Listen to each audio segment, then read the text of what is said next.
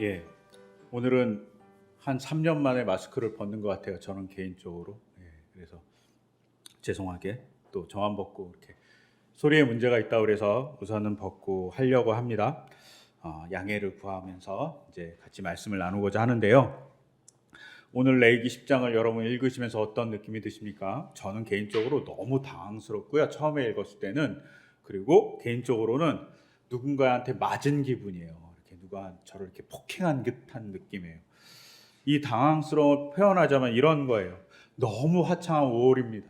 막 축제가 막 벌어지고 있어요. 근데 갑자기 오늘과 같이 영하 15도로 갑자기 날씨가 확 추워져 버린 거예요. 옷도 준비하지 않았어요. 너무 추워요. 그런데 축제를 위해서 준비한 물풍선이 있는데 그 물풍선을 누군가 장난삼아 저에게 던진 거죠. 영하 15도의 날씨에 옷은 다 젖고 추위 때문에 살이 애는 것 같았었는데 이제는 몸이 꽁꽁 얼어갖고 동태가 되는 느낌. 그래서 너무나도 막 몸을 어찌할 바 모를 것 같은 느낌, 뭐 이런 느낌이 사실은 레위기 10장을 읽는 저의 느낌입니다. 여러분은 어떨지 모르겠어요. 왜 이런 느낌이 들까? 또 레위기 10장을 읽으면서 질문하게 돼요. 하나님, 뭐하러 이런 내용을 기록하셨을까요? 뭐하러 이런 얘기를 하고 있을까요? 라는 질문도 생깁니다. 우리가 계속 레위기를 얘기하는데 레위기 1장부터 7장까지는 하나님께서 제사에 대한 얘기를 쭉 해줍니다. 제사를 드리는 사람을 레위기 1장 얘기하면서 아담이라고 말씀드렸어요. 하나님이 에덴 동산에서 아담을 만나듯이 제사를 통해서 누구를 만나고 싶어 하냐면 우리를 만나고 싶어 하는 거죠. 이스라엘 백성을 만나고 싶어서 제사를 드리는 사람을 아담이라고까지 표현하면서 제사가 너무 좋은 거야. 내가 너희를 에덴 동산에서 만나듯이 회막에서 만나줄게 라는 표현으로 제사를 만들고 사람이라고 불러주셨다고 이야기를 드렸습니다. 그리고 이렇게 좋은 제사를 집례하는 사람들을 모세나 카리스마적인 혹은 영적인 능력이 강력한 사람을 세운 것이 아니라 레위 사람들을 세웠습니다. 레위 사람들을 세운 것은 여러 이유가 있습니다. 그 중에 하나가 레위 사람들은 평범한 사람들이기 때문입니다. 이스라엘 사람들이 출애굽하고 한 가지 하나님께 약속한 게 있어요. 뭘 약속했냐면 오늘 우리가 읽었던 누가복음에도 나오는데 장자가 태어나면 장자는 다 하나님께 바치기로 한 거예요. 장자는 하나님께 다 하나님의 일을 위해서 사용되는 사람으로 바치기로 한 거예요. 근데 어떤 집안에는 저희 집안 같이 아들이 한 명밖에 없는 집안도 있잖아요. 딸밖에 없는 집안도 있잖아요. 그러니까 다 바칠 수 없잖아요. 그러니까 약간 법이 변경돼 갖고 그것을 대신한 사람들을 한 지파가 담당하기로 한 것이죠. 그게 레위 지파입니다. 그리고 레위 지파의 사람들은 대신 하나님의 일을 하는 사람으로 자기들을 역할 규정시킨 거죠. 평범한 사람들인 거죠. 어떤 능력이 뛰어난 사람들이 된 것이 아닙니다. 평범한 사람들이 하나님께 나가서 제사를 드리면 하나님 만나주겠다라고 얘기하는 겁니다. 그래서 이런 평범한 사람들이 제사장이 되는 내용을 8장과 9장에서 쭉 다루고 있어요. 제사장이 되고 제사장 위임식이 되고 심지어 제사장 위임식을 한 다음에 하나님이 나타난 것 같죠. 그리고 하나님의 영광이 가득했다고 성경은 표현하고 있어요. 이런 일이 다 멋지게 막 이루어졌습니다. 그리고 이제 이 평범한 사람들이 제사를 드리기 시작하는 그 시점에 10장이 시작되는 거죠. 근데 평범한 사람들이 제사를 드리기 시작하는 그 시점에 문제가 하나 발생합니다. 10장을 읽으면 진짜 황당한 일이 벌어져요. 어떤 일이 벌어지냐면 오늘 읽었던 나답과 아비후라는 아론의 아들들이고 제사장이에요. 이들이 성막에 들어가서 향에 불을 피웠어요. 그런데 향에 불을 피우자마자 어떻게 됐을까요? 죽어버려요. 그것도 어떻게? 하나님께서 불이 나와서 그들을 삼켰다 이렇게 성경이 오늘 레위기에는 표현하고 있어요.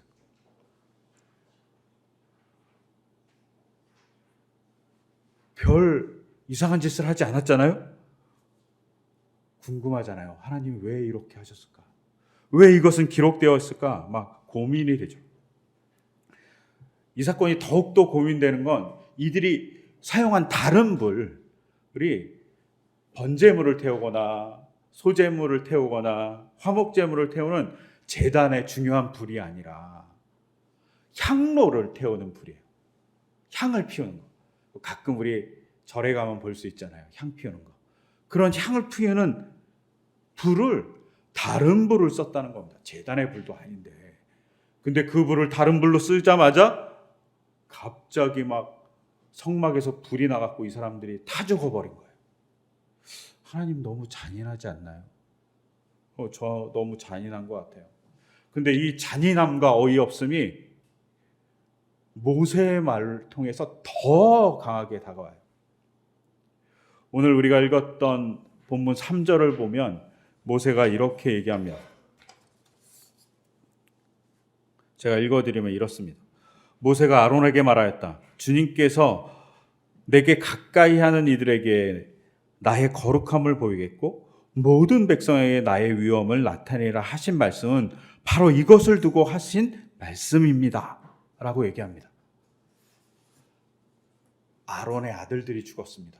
근데 아들들이 다 죽은 것이 모세가 뭐라고 얘기하냐면 하나님의 거룩함을 보인 것입니다. 하나님의 위엄을 나타낸 일입니다. 이렇게 얘기하는 거예요. 제가 아론이면 동생이잖아요. 모세가 엄청 때렸을 것 같아요. 가만히 안 둬서 때리는 걸 넘어갔을 것 같은 기분이에요. 너무나도 모욕적인 말을 하죠. 최근 들어 이태원 참사에 대해서 막 모욕적인 이야기를 하는 사람들이 있었어요. 이거보다 더 모욕적인 이야기죠. 자기 아들이 불타 죽었는데 그것이 하나님의 영광을 위한 거라고 모세가 얘기하는 거예요. 그것도 모세는 그 불타 죽은 아들들의 삼촌이잖아요. 말도 안 되는 일이 벌어진 거예요. 근데 모세가 더 말도 안 되는 행동을 하기 시작합니다. 뭐라고 얘기하면 형, 아론 절대로 슬퍼하면 안 돼. 슬픔을 표시하기 위해서 자기 옷을 찢어서도 안 돼. 자기의 머리카락을 잘라서도 안 돼. 절대로 슬퍼하는 것을 표시하면 안 돼. 라고 모세가 아론한테 얘기하는 겁니다. 그렇게 행동하라고 얘기하는 겁니다. 모세의 이 말은 어이가 없을 뿐만 아니라 정말 패륜적인 얘기죠. 정말 참담하다고 할 수 있는 이야기입니다. 생떼 같은 아들을 나답과 아비후를 아론이 잃어버렸습니다. 그들이 잘못할 수 있어요. 그런데 그들의 죽음조차 애도하지 말라고 모세가 얘기하는 겁니다. 아니, 하나님이 얘기하는 거죠. 너무 당황스러운 일이 벌어진 겁니다. 그러니 제 감정은 이 본문을 읽을 때마다 언제나 무슨 감정이 드냐면 그냥 진짜 맞는 느낌이에요. 그리고 날벼락을 맞은 느낌이에요. 이 추운 날 물벼락을 맞은 느낌이에요. 근데 왜 하나님이 이렇게 분노했을까요? 하나님의 분노는 공평하지도 않아요. 출애굽기 32장에서 금송아지를 만들었어요. 아론과 그의 가족과 이스라엘 백성이. 그때 하나님이 즉시 이스라엘 백성을 혼내지 않아요. 근데 왜 이때는 혼냅니까? 하나님의 기준도 애매모호해. 꼭 하나님 럭비공 같아. 어디로 튈지 모르겠어요. 이러면 어떻게 또 하나님의 죄송하지만 비유를 마치겠습니까? 마칠 수 없잖아요. 하나님의 기준이 뭔지 알 수 없는 것에 우리가 하나님의 기준이 뭔지 찾아갈 필요가 있습니다. 이것을 찾기 위해서 오늘 읽지 않았지만 힌트를 주는 구절이 하나 있어요. 그 구절이 뭐냐면 9절입니다. 9절에 이렇게 기록되어 있어요. 너의 아들들이 너와 함께 해막으로 들어올 때에는 포도주나 독주를 마시지 말아라. 어기면 죽는다. 이것은 너희가 대대로 지킬, 영원히 지킬 규례이다 라고 얘기합니다. 즉 제사장이 제사를 드리기 위해서 들어갈 때는 뭘 하지 말라고요? 술을 먹지 말라고, 독주를 마시지 말라고 얘기합니다. 제사장이 술을 만취해갖고 막 제사 드리면 되게 웃길 것 같지 않습니까? 막 재물을 막 떨어뜨려, 막 또 막 술 취해갖고 술 냄새 엄청나, 막 향이 막 모든 걸 가려버려. 술 냄새가 되게 웃길 것 같죠. 그리고 막 제사장이 막 제사를 드리다 막 술주정을 해. 엄청 웃길 것 같지 않습니까? 웃겨요. 그리고 막 제사장이 막말을 해. 이것 때문에 술을 먹지 말라고 그랬을까요? 그렇지 않습니다. 왜 술을 먹지 말라고 그랬을까요? 이것은 이스라엘 사회가 있었던 옆 동네에서 술이 어떻게 사용됐는지 볼 필요가 있어요. 제사에 어떻게 사용됐는지 볼 필요가 있어요. 고대 사회에서 제사를 드릴 때 술을 사용했어요. 우리도 술을 드리잖아요. 제사 드릴 때 술 드리잖아요. 이런 게 아마 거기서부터 쭉 내려온 전통일 수 있어요. 조상들이 꼭 술을 좋아해서 술을 드린 건 아닐 거예요. 근데 꼭 제사를 드릴 때 꼭 술을 드리더라고. 참 이상하죠. 근데 왜 술을 드렸냐면 고대 사회에서는 제사장들이 술을 먹고 뭘 했을까요? 환상을 보고 환각이 되어서 신의 얘기를 한다고 생각했어요. 술에 만취해서 신을 만나는 거예요. 술에 만취해서 신의 소리를 듣는다는 생각을 했던 거죠. 그래서 제사장들이 술을 먹는 문화가 있었고, 이런 문화의 흥과 축제를 통해서 그들이 믿는 신을 만났던 전통이 있었습니다. 즉 하나님을 만나러 올 때 그런 거 하지 말라고, 환각을 일으키고 환상을 보고 술에 의해서 만취되어서 신을 만난 것 같이 비틀거리는 그런 일은 내가 싫어한다고 얘기하는 거예요. 하나님은 맨정신으로 와서 예배 드리라고, 맨정신으로 와서 제사 드리라고 얘기하는 겁니다. 누구에게? 제사장에게. 제사장이 그러니 백성들도 마찬가지로 그렇게 행동해야 됩니다.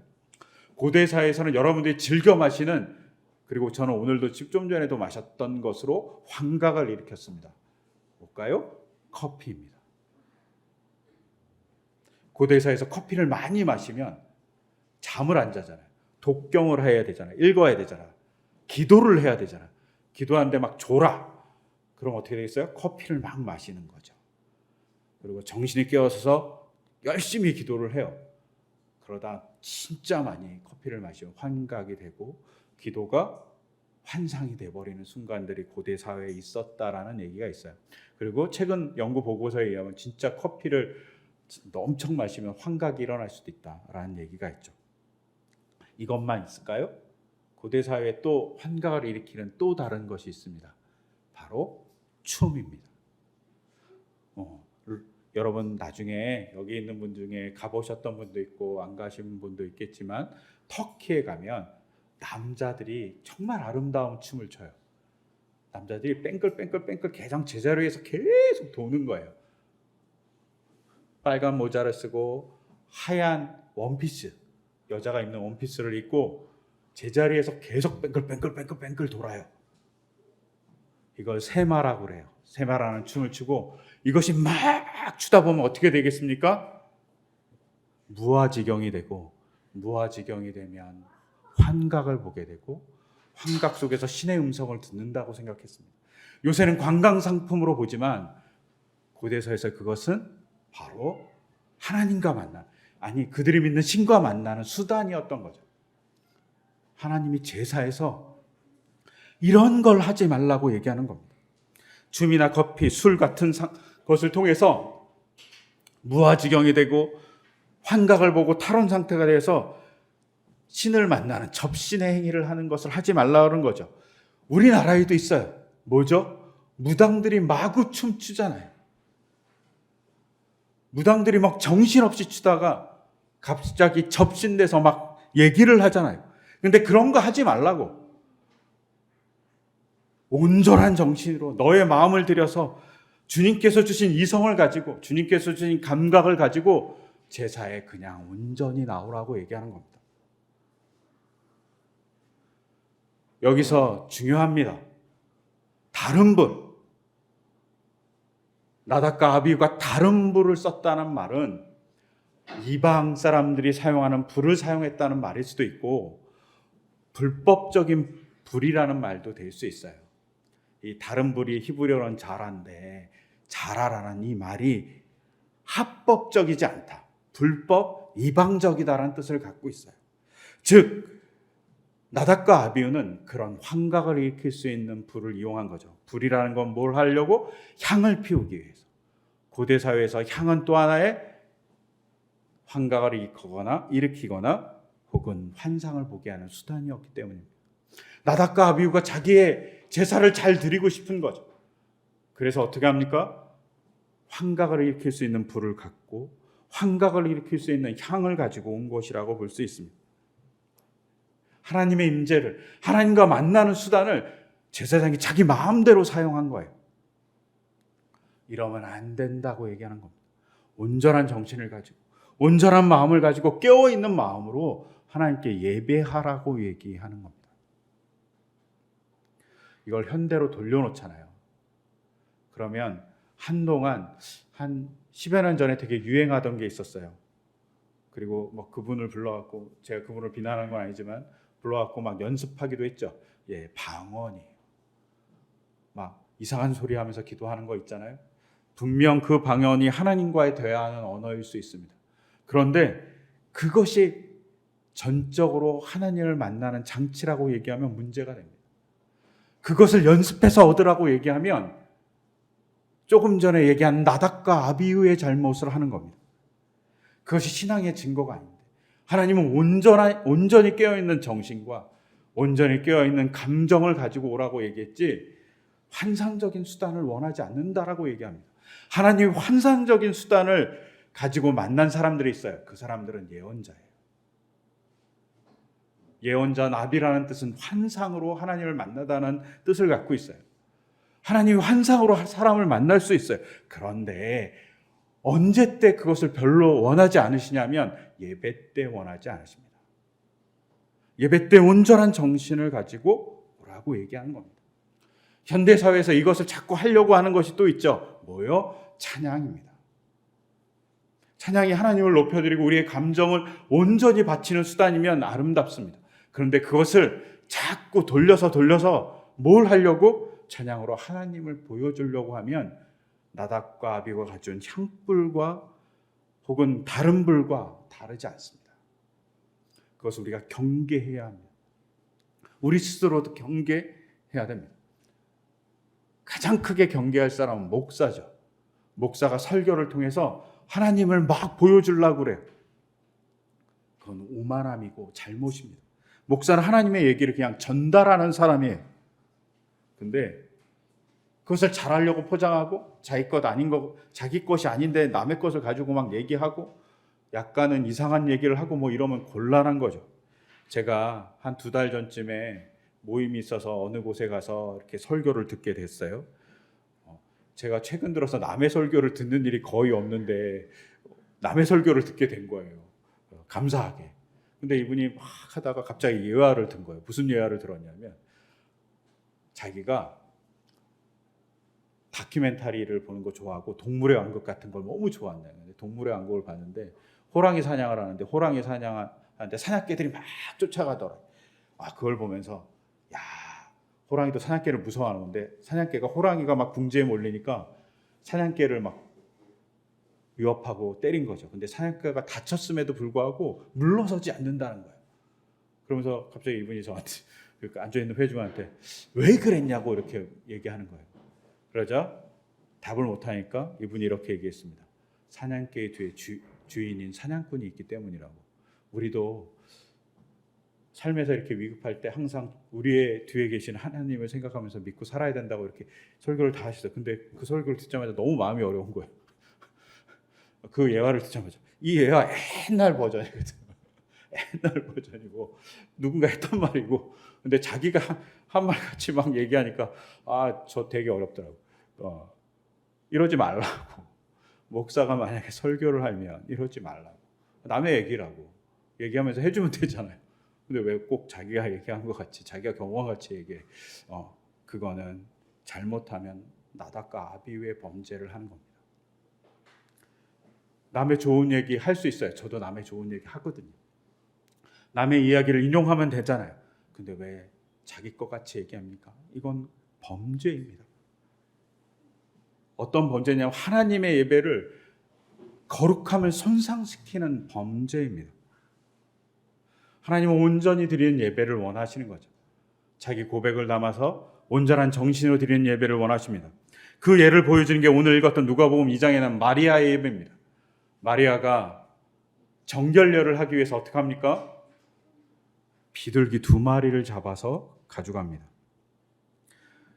오늘 읽었던 누가복음에 의하면 그냥 비둘기를 바치면 된다고 생각하지만 그렇지 않고 출애굽기와 레위기에 의하면 정결례를 드릴 때 비싼 예물도 드릴 수 있어요. 양같이. 그런데 마리아는 가난했습니다. 그러니 비둘기를 바칠 수밖에 없었던 거죠. 비둘기를 자기 마음 들여서 바쳤더니 어떻게 됩니까? 시므온이라는 사람을 통해서 하나님을 만나게 됩니다.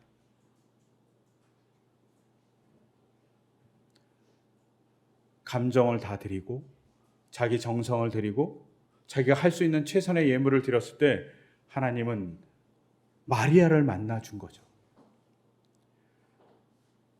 제사는 이렇게 마음과 정성을 드리는 것에 포커스가 있습니다. 근데 그것을 가끔 우리는 환상적인 것으로 바꾸고 내 감정의 카타르시스를 하려고 하는 수단으로 바꿀 때 문제가 발생하죠. 근데 그 문제에 대해서 하나님이 진노한다는 겁니다. 그런 거 하지 말라. 그런 것을 의도적으로 하는 제사장 혹은 목회자는 하나님이 가장 진노하는 대상이라고 얘기하는 거죠. 왜 이렇게 진노하냐면 그가 하나님보다 앞서 있기 때문입니다. 제사장이 마음대로 하나님의 임재를 조절하려고 한다는 건 자기가 하나님보다 앞서 있다는 얘기입니다. 하나님 마음대로 하나님이 일하시죠. 그런데 그걸 내가 마음대로 조절하려고 하면 내가 하나님보다 앞서 있는 게 됩니다. 하나님이 그걸 가장 싫어하는 겁니다. 그것을 경고하기 위해서 나답과 아비가 불타 죽습니다. 또 그것을 경고하기 위해서 그의 아비 아론이 울지도 못하게 합니다. 옷을 찢지도 못하게 합니다. 하나님이 되게 잔인해 보이잖아요.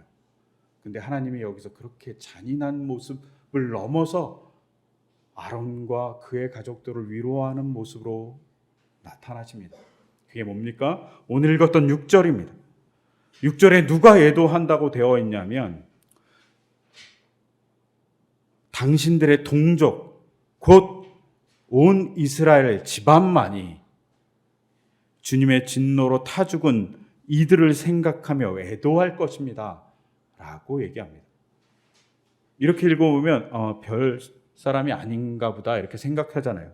근데 뭐라고 얘기합니까? 아론 당신의 동족이라는 말이 히브리어로 아흐인데 이 아흐는 그냥 형제예요.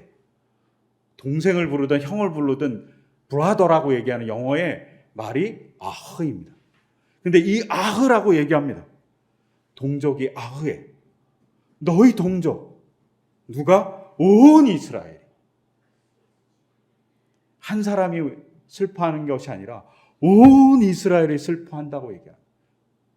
아론과 그의 가족만 슬퍼하지 않고 온 이스라엘이 나답과 아비후가 죽은 것에 대해서 슬퍼한다고 얘기하고 있는 겁니다. 그렇게 해주라고 얘기하는 겁니다. 누구의 상실에 대해서, 누구의 아들을 잃은 것에 대해서 온 이스라엘이 아파해야 한다.